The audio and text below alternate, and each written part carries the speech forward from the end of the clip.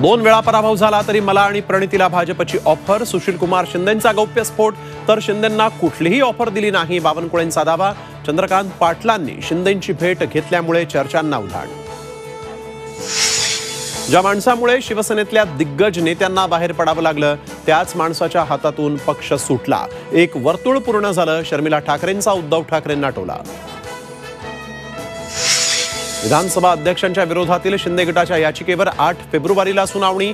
सर्व प्रतिवाद्यांना याचिकांवर उत्तर देण्याचे निर्देश. भाजप मुंबईत लोकसभेच्या 4 तर शिंदे गट 2 जागा लढणार. उत्तर पूर्व तसंच उत्तर मध्य आणि दक्षिण मुंबई भाजप लढवणार असल्याची सूत्रांची माहिती.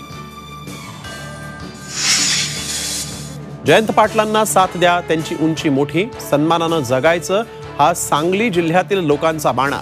शरद पवारांची भावनिक साद.